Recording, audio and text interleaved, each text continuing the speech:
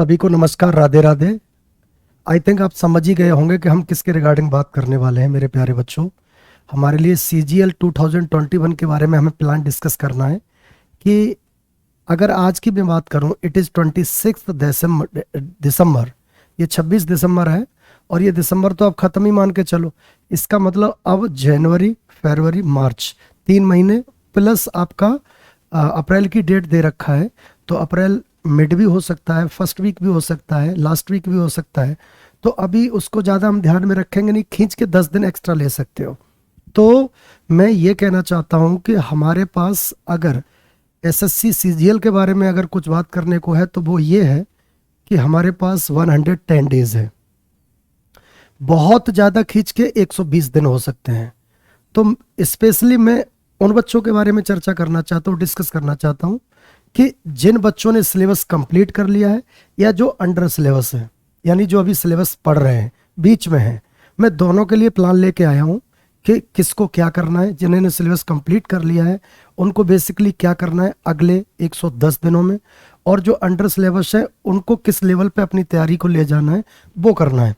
ठीक है बच्चों, या फालतू की कोई बात नहीं की जाएगी, टू द पॉइंट बात करूंगा जो जरूरी है आपके एग्जाम के लिए, बस वही मैं चर्चा करूंगा। उसके अलावा इधर उधर की कोई बात करने का टाइम न आपके पास सुनने को है न मेरे पास कहने को है, क्योंकि मेरी भी क्लासेस सारे दिन होती हैं तो मैं भी खाली नहीं हूँ। लेकिन चूंकि मेरी इच्छा थी कि मैं सही इन्फॉर्मेशन आप लोगों के बीच कन्वे कर दूं, उसको लेके मैं आया हूँ। छोटा सा वीडियो है, जल्दी खत्म हो जाएगा। पहले जान लीजिए, हमारे पास मोटा मोटी 110 दिन है बेटा। 110 दिन में सबसे पहले मैं उन बच्चों के बारे में बात करूंगा कि जिन्होंने सिलेबस कंप्लीट कर लिया है। उनके बारे में अगर मैं चर्चा करूं तो पहले आप सुनेंगे आराम से।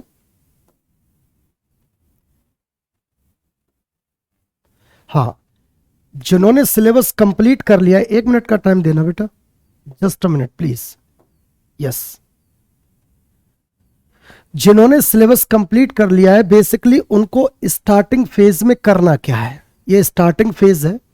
ठीक है, और उनको क्या करना है वो मैं आपको बता देता हूं। ठीक है, एक एक करके सारा प्लान में डिस्कस कर दूंगा आप लोगों के बीच में। ठीक है, हाँ ध्यान से सुनेंगे। स्टार्टिंग फेज में हम सबसे पहले क्या करने वाले हैं बेटा, सबसे जरूरी और मोस्ट इंपॉर्टेंट चीज है कॉन्टिन्यूटी। यानी अब आप उस सारी चीज को छोड़ दीजिए कि जैसे पढ़ रहे थे कि सुबह उठ गए 2 घंटे पढ़ लिया, फिर अपने घूमने चले गए, फिर उधर चले गए, फिर उधर चले गए। इन सब चीजों से कुछ होने वाला नहीं है।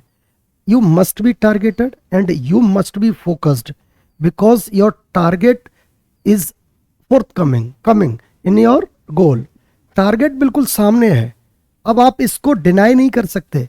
और SSC के बारे में आपको पूरी जानकारी पता होगा कि SSC जो भी टेंटेटिव डेट दे रही है, जितने समय से, पिछले काफी समय से उसी डेट में वो एग्जाम करवा भी ले रही है।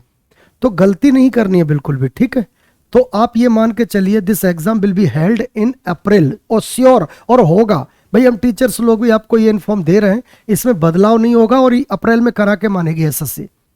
इसका मतलब है कि हमें सबसे पहले बेसिकली क्या करना है, हमें कॉन्टिन्यूटी बनानी है। क्योंकि कॉन्टिन्यूटी का मतलब यह है कि लगातार पढ़ना है। मैं ये नहीं कह रहा हूं कि दिन के 24 घंटे होते हैं तो आपको 24 घंटे पढ़ना है, सोना नहीं है, नहीं। अब वो मेरे पास टाइम नहीं है कि कितने घंटे तुम्हें सोना है, कितने बजे ब्रश करना है, कितने बजे नाश्ता करना है, कितने बजे डिनर लंच, ये सब बकवास की बातें होती हैं। देखो मैंने यहाँ लिख रखा है, टाइम टेबल तो बिल्कुल नहीं बनाना है, कोई टाइम टेबल नहीं। डेली टारगेट टेबल बनाना है। You must be targeted because your focused must be targeted. जो तुम्हारा फोकस है वो भी टारगेटेड होना चाहिए। किसी चीज को अब आप छोड़ नहीं सकते, डिनाई नहीं कर सकते। तो I would like to say that you must be continuity. अगर आप कंटिन्यूटी पढ़ना, देखो अभी तो डर भी होगा आपके अंदर, फोबिया भी होगा, डर भी लग रहा होगा, करें क्या यार, कैसे करें। अब तो हाथ भी कप रहे होंगे। सीरियस एस्पायरेंट्स के साथ ये दिक्कत होती है कि अगर someone wants to achieve anything else in our life तो उन्हें डर और फोबिया, ये सब that is the part of your मतलब ये तुम्हारे डेली रूटीन का पार्ट है। ठीक है, ये आपके जीवन में चलता रहना चाहिए, और ये चलेगा नहीं तो इसका मतलब आप सही ट्रैक पे नहीं हो। भगवान आप हो नहीं इंसान, और इंसान को डर नहीं लगे तो इंसान किस बात का है। तो मेरे भाई जरूरी है कि अगर आप कंटिन्यूटी बनाए हुए हैं तो आप ओवरकम करोगे फोबिया को, फोबिया खत्म हो जाएगा। कुछ समय लगेगा, 8, 10, 15, 20 दिन लगेंगे। जब आप प्रॉपर चीजों को पढ़ोगे तो चीजें ठीक होती चली जाएंगी, ठीक है। हाँ, डेली टारगेट टेबल जरूर बनाना है मेरे प्यारे बच्चों, टारगेट टेबल मस्ट है। अब क्या टारगेट टेबल क्या होती है? जैसे टारगेट टेबल का मतलब है कि जैसे आपने डिसाइड कर लिया कि हमें अभी क्या चल रहा है बच्चों के अंदर, पता है कुछ मैथ के बहुत खतरनाक बच्चे होते हैं, आज मैथ पढ़ेंगे तो पूरे दिन मैथ ही पढ़ रहे हैं। ये सब नहीं करना है बेटा, अब नहीं, अब तो टारगेट तय करना पड़ेगा। अगर आप एसएससी सीजीएल की तैयारी कर रहे हो तो 4 चीजें तो पढ़नी है आपको, मैथ भी पढ़ना है, इंग्लिश भी पढ़नी है, रीजनिंग भी पढ़नी है, जीएस भी पढ़ना है। तो चारों के लिए गोल तय करो, टाइम तय करो भाई रोजाना का।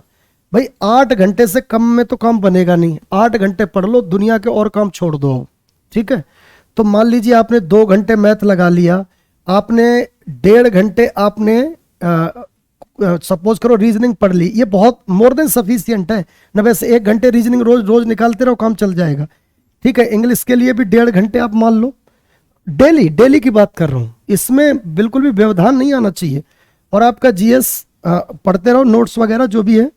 और जो आप बीओडी देख रहे हैं या किसी का आपने परचेज कर रखा है ऑनलाइन, तो मैं कहता हूं कि आप जितनी आपकी हैसियत है बर्दाश्त करने की, उसमें जैसे आप मतलब जनरल लेवल पे नॉर्मल स्पीड पे कवर कर पा रहे हो तो भाई बड़ा मुश्किल है।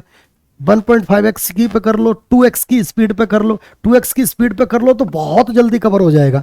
तो मैं चाहता हूं कि डेली का टारगेट सेट करो, डेली टारगेट टेबल होना चाहिए, नॉट टाइम टेबल, ठीक है। कि इतने बजे ये सब बकवास छोड़ो, इतने बजे जगूंगा, ये करूंगा, वो करूंगा। कोई दुनिया का कोई भी आईएएस बन गया, टॉप रैंक लेके आया ना, वो भी इसको फॉलो नहीं कर पाता। ये सब बकवास की बातें सिर्फ बोलने में अच्छी लगती हैं। टारगेट टेबल आपको डिसाइड करनी पड़ेगी। टारगेट टेबल कैसे डिसाइड करनी है? रोज पूरा मैथ ही नहीं पढ़ना है, रोज पूरी इंग्लिश नहीं पढ़नी है, रोज पूरी जीएस नहीं पढ़नी है, रोज सब कुछ पढ़ना है। अब वो डिसाइड करो, जैसे आज सोने जा रहे हो तो कल का तय कर लो कि कल मुझे अगर परसेंटेज पूरा करना है, या कल मुझे पूरा 100% टाइम एंड डिस्टेंस कंप्लीट करना है, या सोच लिया कि मुझे 2 दिन में टेक्नोमेट्री कंप्लीट करनी है, तो ये टारगेट तय करो और कंप्लीट करो। टाइम का कोई ड्रिंक मुझे 7 घंटे पढ़ना है, 10 घंटे पढ़ना, नहीं, कोई टाइम नहीं। जो टारगेट है अब उसके लिए घंटे लगे 4 या घंटे लगे 14 करना पड़ेगा, ठीक है भाई। इसमें गुंजाइश नहीं है। अगर आप बनना चाहते हो जीवन में कुछ तो ये तो भाई करना ही पड़ेगा, ठीक है।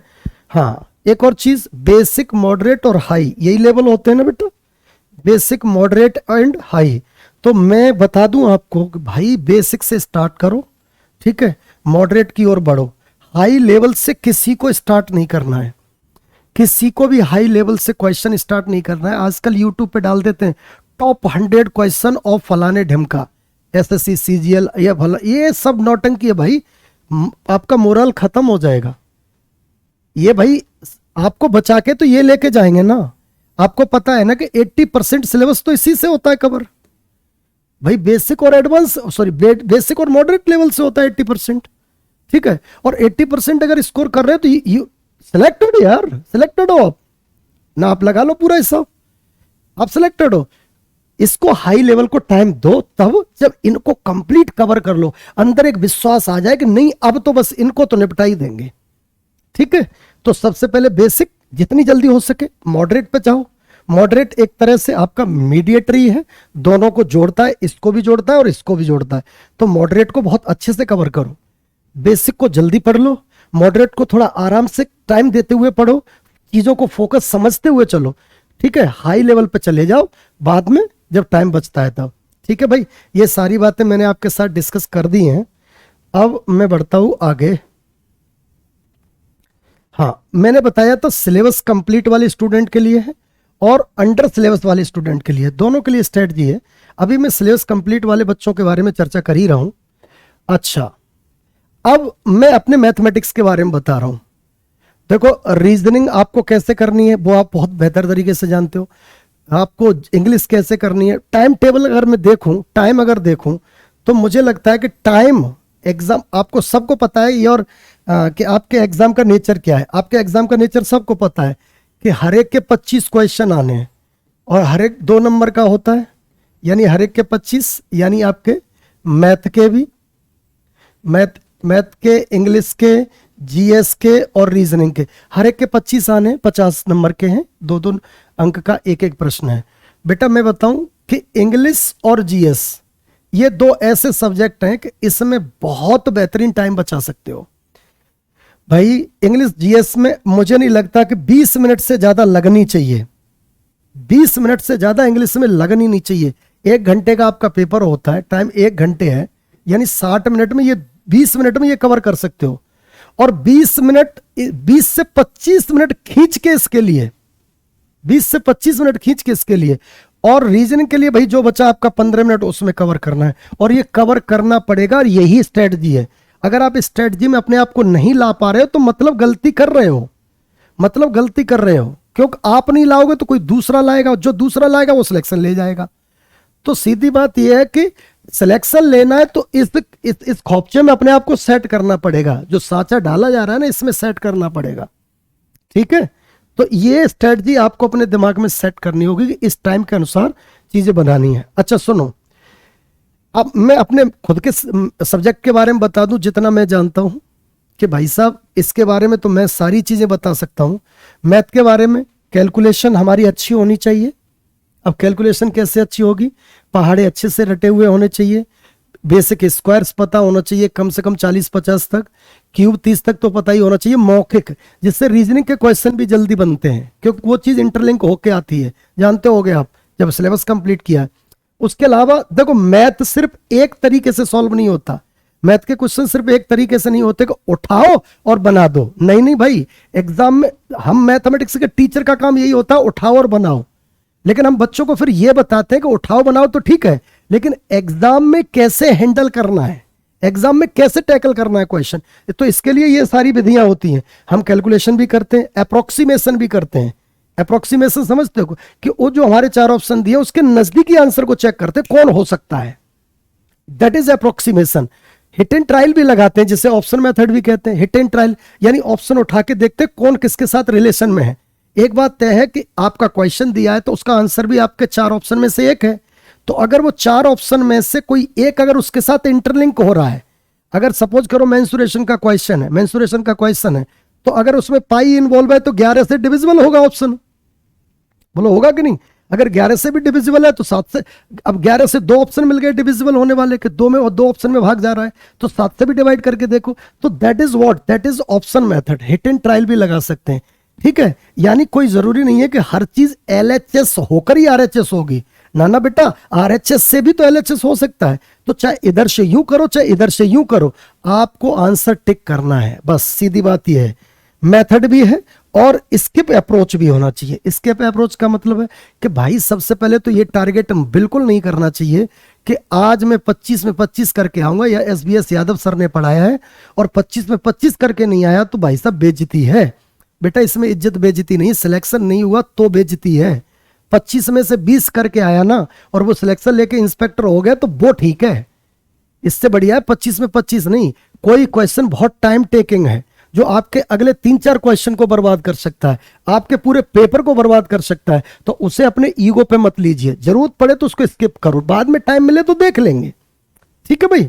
So that is the strategy of the complete, जो सिलेबस कंप्लीट कर चुके हैं उन स्टूडेंट के लिए, ठीक है मेरे भाई। अच्छा अब आते हैं अंडर सिलेबस वाले। भाई तुम लोग भी जल्दी समझ लो, एक चीज तो तय है कि आपको मेहनत बहुत ज्यादा करनी पड़ेगी, क्योंकि जिनका सिलेबस कंप्लीट हो चुका है ना उनसे आपको कॉम्पीट करना है और वो बड़े आराम से प्रैक्टिस पे हैं। अच्छा एक चीज और बतानी है मुझे उन बच्चों के बारे में जो सिलेबस कंप्लीट कर चुके हैं। भाई एक चीज और सुन लो प्लीज जल्दी से। पहली चीज ये है कि आपको अभी करना क्या है, एकदम से क्या करना है, एकदम से क्या करना है वो सोच लो। एकदम से पहला काम यह है कि आप रिवीजन कर लो जितनी जल्दी हो सके, रिवीजन कर लो। रिवीजन के बाद प्रैक्टिस। अब प्रैक्टिस किसकी? अब प्रैक्टिस किसकी भाई? सब प्रैक्टिस होगी 2 चीजों की, एक होती है पीवाईक्यू की, एक होती है पीवाईक्यू की और एक होती है आपकी मॉक की, ठीक है। अब मेरे भाई मैं आपको एक चीज सुन लो प्लीज, ये सुन लोगे तो जिंदगी में कहीं ना कहीं बड़ी काम कर जाएगी। पीवाईक्यू पहले करेंगे, ये मस्ट है। आप कुछ न करो तो 2015 से 19 तक के ही कर लो पीवाईक्यू, ये तो हर हाल में कर लो, इतने पीवाईक्यू कर लो इस टाइम पर, इससे बच नहीं सकते, इससे किसी भी कीमत पे बच नहीं सकते। दो पीवाईक्यू 2015 से 19 यानी प्रीवियस ईयर क्वेश्चंस 2015 से 19 के सारे बना डालो। मॉक में क्या होता है ना बेटा, मॉक में क्या होता है कि मॉक में एक्चुअली में सच वाला एवेल्युएशन नहीं हो पाता। ऑथेंटिसिटी तो यही है, यही चीज है ऑथेंटिक।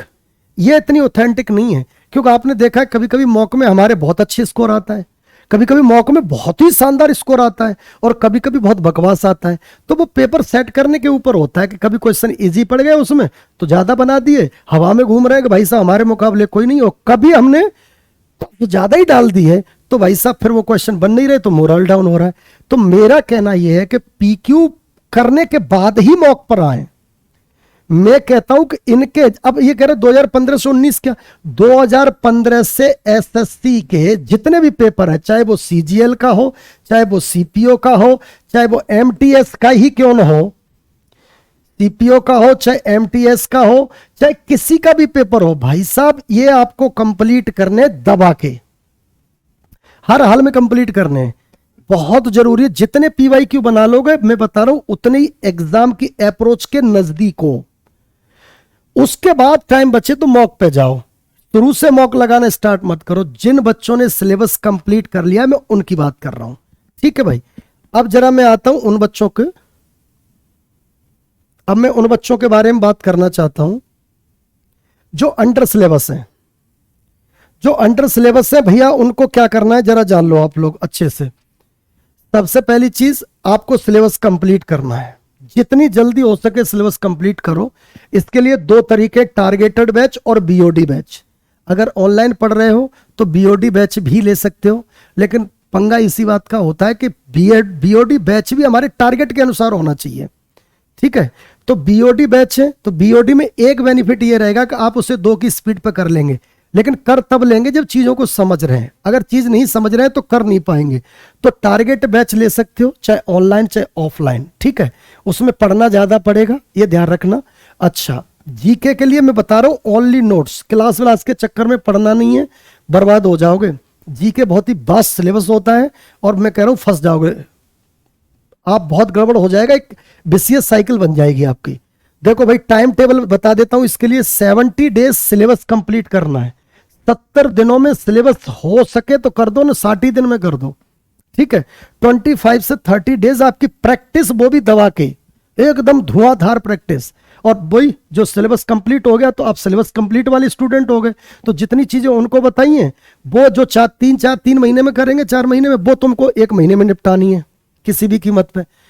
तो जो आपके चैप्टर वाइज जो, जैसे आपको मैथमेटिक्स की ले लो, आपने परसेंटेज पूरा किया, चैप्टर कंप्लीट हो गया, तो परसेंटेज के जितने भी पीवाईक्यू पिछले हैं वो सारे दबा के कर लो। और ना कर पाओ तो मैं खुद अपने चैनल पे खुद करवा रहा हूं, मेरा खुद का चैनल SBS यादव मैथ्स है, यूट्यूब चैनल, उस पर मैं खुद करवा रहा हूं परसेंटेज के पीवाईक्यू, प्रॉफिट लॉस के पीवाईक्यू, टिग्नोमेट्री के पीवाईक्यू।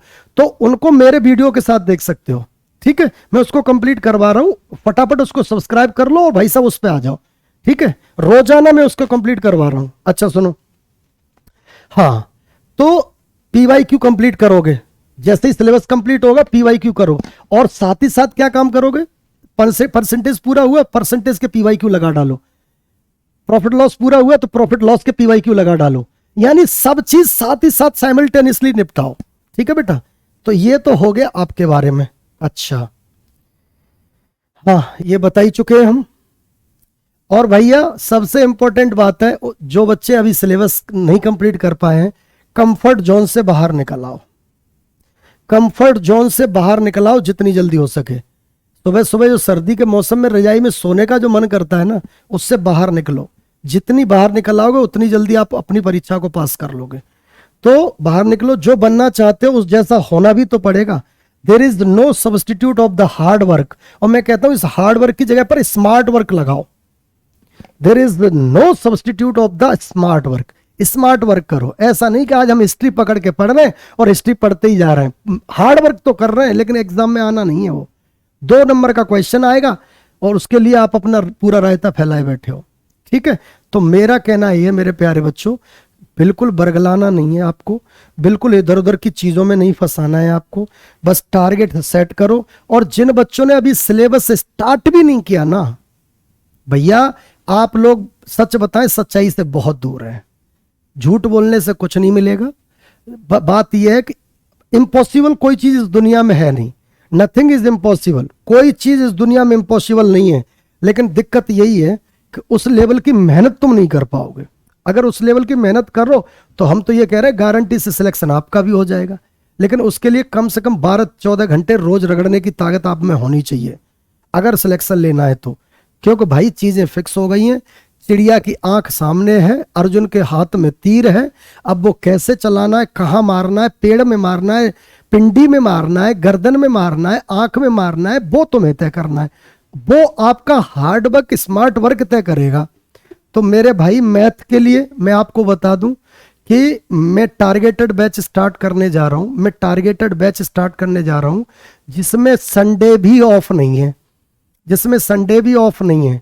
देखो भाई, उसमें लाइव भी क्लास पढ़ाएंगे, बीओडी क्लास भी पढ़ाएंगे। मेरी बात सुन लो ध्यान से, क्योंकि इतना टाइम है नहीं कि आप लाइव को पूरा पढ़ पाओ, और बीओडी अकेले पढ़ के आप जिंदा नहीं रह सकते, क्योंकि सिर्फ बीओडी से भी काम नहीं चलेगा।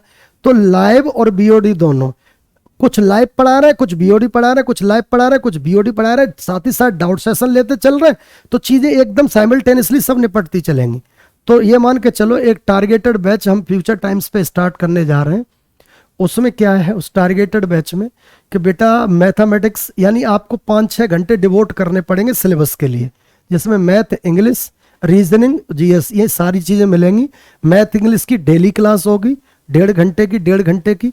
तो आप उसके लिए तैयार रहिएगा। जो बच्चे चाहते हैं, जेन्युइन एफर्ट लगाना चाहते हैं, जेन्युइन अपने माँ बाप के लिए कुछ करना चाहते हैं, अपने परिवार के लिए कुछ करना चाहते हैं, तो बेटा बैच में आ जाओ। मजे लेने के लिए वो बैच होगा नहीं, कोई भी बकवास नहीं की जाएगी, सिर्फ टारगेट सेट है तो उस टारगेट को अपने को अचीव करने के लिए मेहनत की जाएगी।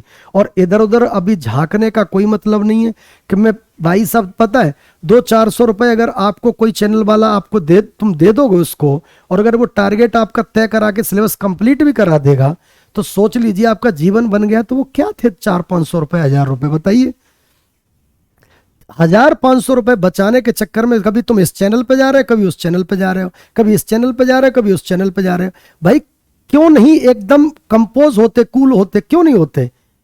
वो 500 रुपए बचाने के लिए, वो 200-400 रुपए बचाने के लिए आप 20 चैनल पे घूम रहे हो, डिस्ट्रैक्शन अपने अंदर क्रिएट कर रहे हो। भाई साहब, टीचर का परखने का भी टाइम नहीं है, आप तो चैनल परख रहे हो। कितनी बड़ी बेवकूफी है। ठीक है, तो आपके लिए जरूरी है, जो आप जैसा कोई टीचर सोच रहा है कि मेरा टारगेट है मेरे बच्चों का किसी तरह सिलेक्शन हो जाए, तो अगर ऐसा सोच रहा है तो भैया बिना कहे आप ज्वाइन कर लो, यही ठीक है और यही सच्चाई है। आपके पास बिल्कुल भी टाइम नहीं है। और किताबें खरीदना बेवकूफी मत कर देना, किताबें पढ़ने का किसी के पास टाइम नहीं है। बस अब तो पका पकाया मिलना चाहिए हाथ में, रेडीमेड। ठीक है, तो बस उसी से काम चलेगा। बस मेहनत करो भाई साहब, सारे पेपर लगाओ, CHSL, CGL सारी बता दिया। मॉक से पहले PYQ जरूर लगाना है, उसके बगैर काम नहीं चलेगा, सोच लो। और जीके, अच्छा एक और बात, जीके को हल्के में मत लो भैया, जीके को हल्के में मत लेना। जिस हिसाब से कट ऑफ जा रही है ना, जीके को हल्के में ले लोगे तो कहां से कवर करोगे भाई? जीके के लिए या जीएस के लिए आप क्या समझ रहे हो कि आपको इतना 20 स्कोर कर दिया तो सोच लो 20 यानी कि 10 क्वेश्चन ही सही हो गए, 10 क्वेश्चन ही सही हो गए तो बहुत बड़ा तीर मार लिया। ठीक है, क्योंकि जो नेचर है ना पूछने का वो बड़ा ही अटपटा टाइप का है SSC का। तो कोई बात नहीं, अगर 20 भी मार लो तो बहुत सही है। हम तो कह रहे 15 क्वेश्चन तो सही कर ही सकते हो, 30 नंबर ले आओ, बहुत बड़े मार्जिन से आगे निकल जाओगे।